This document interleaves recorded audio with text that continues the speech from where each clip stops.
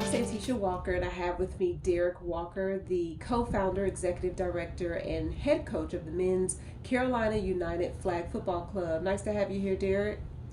Thank you for having me. You're welcome. Spectacular Magazine is always great to feature amazing people doing great things in the community.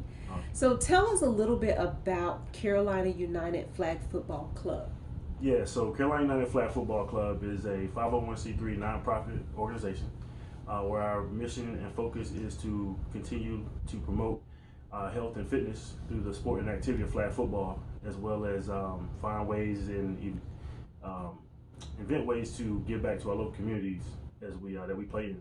Okay, how are you all giving back to your local community? So we go out and we seek volunteer efforts, maybe with places like the Boys and Girls Club, Special Olympics that comes to Raleigh every year, and EDCI, which is the East Durham Children's Initiative, places like those, and we go out and we volunteer and help them with different events, as well as helping them with a mentor the kids and different things that they have there. So that's one of the ways that we go out and try to get back to our community that we play in. Okay, awesome. So you feel you are making the impact you desire within the community through CU Flag? Oh yes, most definitely. We're just getting started. Just getting started. Great. When did you guys officially launch?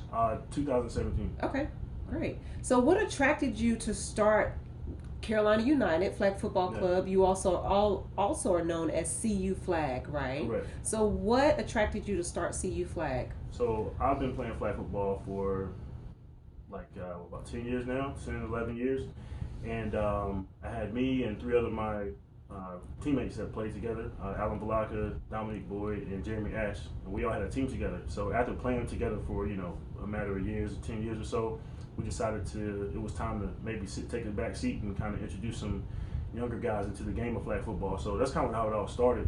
We decided to just, like I said, take a back seat, go to the sideline, coach, and then the organization just kind of came as we sat and figured out we can do more than just play flag football. So that's how it kind of got started.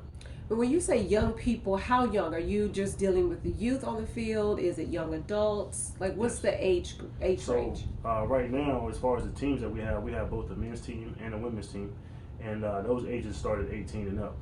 So young adults, usually around 18 to 26, 30, maybe a few older people than that, but mostly just around those young adult ages.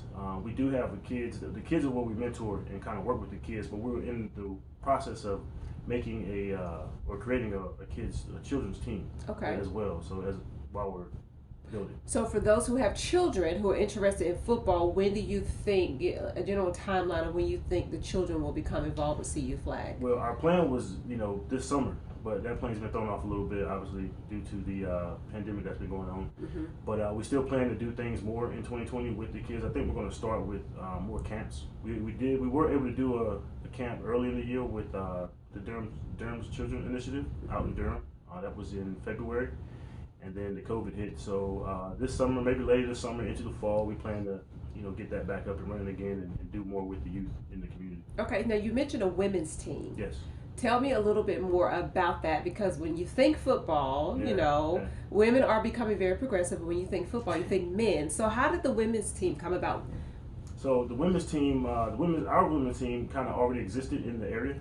And we went to the coach of the women's team and the captains, and we sat down, we talked to them about bringing them into our club environment and the organization. And that's what we did. So the women, it's funny you say that, because flag football is different than real football, obviously. It's no contact. And a lot of the women that play on our flag football team actually play contact football as well. There's women's contact leagues out here. So it's a little bit more popular. Are they in the local area? No, not the contact teams. Okay. Some of the contact teams are in different places. Okay. But the ladies that play them are from our area or live in our area. So they play contact flag when they're at home. But that's kind of how the women get involved. And, some ladies, they hear flag football and they think it's like your backyard flag football, touch football, powder puff. It's definitely not that. But it's definitely fun. You can stay in shape, and it's very competitive. Okay. Now, when you say competitive, are you all going to tournaments? Are you just playing locally? Like, how often do you get together and play? Yes. So in normal times, we have a local league that we play in, both men's and women's, as well as we travel around the East Coast mostly. Our plan is to expand internationally this year as well. Have some tournaments down in Mexico we've been invited to. But mostly East Coast is where our region is. So we'll travel up, to Virginia, Maryland, down to Florida, South Carolina, Georgia, maybe Tennessee, different places around our area to participate in tournaments as well as, like I said, our local leagues. Okay. So how has COVID-19 and the quarantine season impacted your organization? Well, it's done both good and bad, I guess. So on the field, obviously, physically practice and playing games, it's kind of slowed us down and paused us on that, definitely. But on the business side, we've been able to, focus in on some of our, grant writing, and I was actually awarded a grant earlier this year before the COVID-19. Congratulations! So, thank you. So it's enabled us a chance on the business side to be able to, focus more on our initiatives, our grants, and trying to do more things on the business side. So it's kind of been good and bad. So, but the players are definitely ready to start playing, and we're ready to get back on the field for sure. Okay. So when you say focus on your initiatives and your goals, what steps have you all taken? Because this is a season when a lot of people are looking at their goals and they're trying to revamp.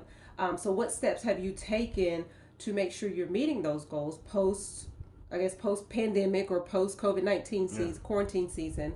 And then also, how are you all preparing yourself and your team to practice sports safety? Yeah.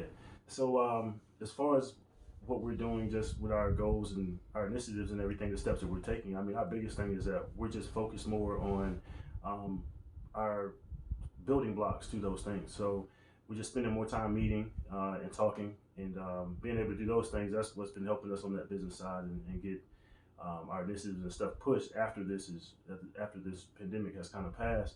As far as on the field, we're just going to play everything by ear when it comes to sports. Obviously sports is for, especially a contact sport like flag football. People are going to be close together, but you also are spread out just by the nature of the sport too. It's on a big field. So we're just going to play things by ear, follow the sports protocols, and the people that are involved, our players, we want their safety first. So if people are not, feeling well or feeling safe, they don't have to participate. It's going to be totally up to them. So we're just going to play everything by ear. Okay. I like it. So, if I'm not mistaken, recently on your Instagram page, you all just launched a branded mask specifically for Carolina United. We did. Okay, so if someone's interested in purchasing that, now is that just for your team to wear? Oh, that's just for our team to wear. Well, not necessarily. It's for our team to wear first, but if someone wants to, purchase one because they like it and they want to wear it, feel free. Okay, is that for all of your apparel?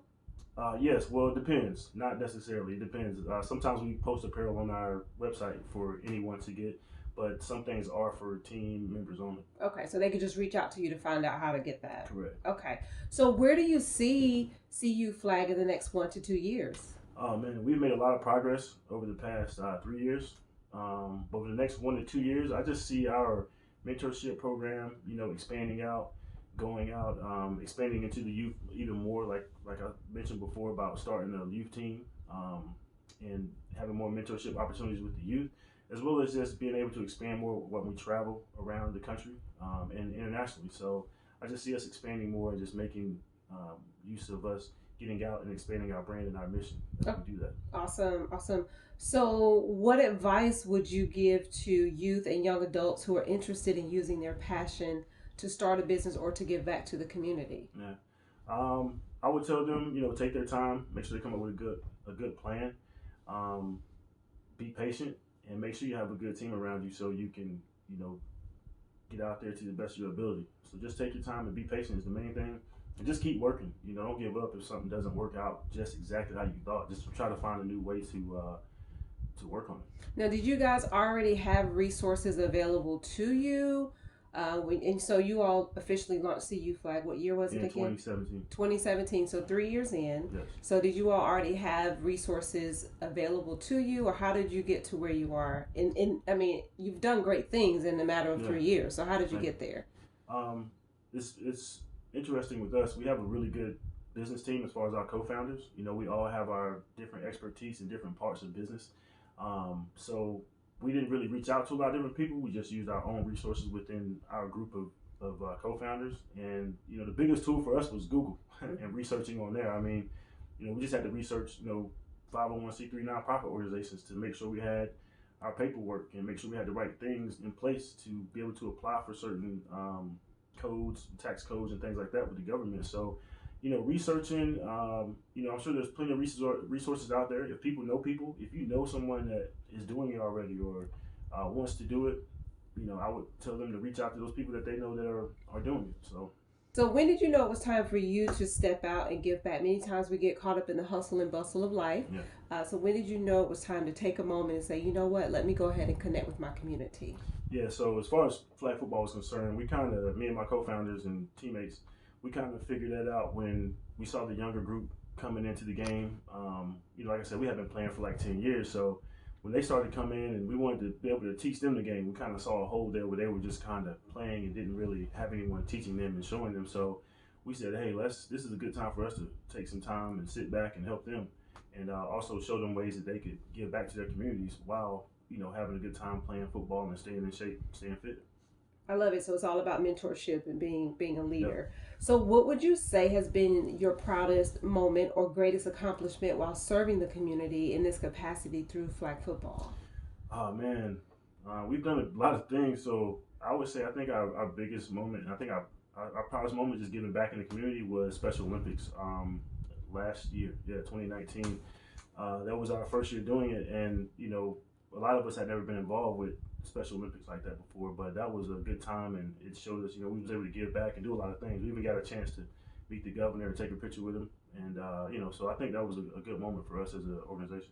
Awesome. Well, it sounds like CU Flag is doing some amazing things in the community. Are you all planning to reach outside of the Raleigh-Durham area and serve other areas in North Carolina or throughout the country? Not necessarily serve. We'll show our faces and our brand to be noticeable in those places, but we just want to focus on our area and our communities in Raleigh-Durham area where we're home. Mm-hmm. And I do have one additional question really quickly. So when you say your brand, I do want to touch on that. There are other flag football teams in the area. Mm-hmm. There are other flag football teams in the nation. Right. But are there other flag football clubs? Not that well, actually, there is a big flag football club down in Mexico. Okay. They're not here, but Team Cap, they're a huge organization down there.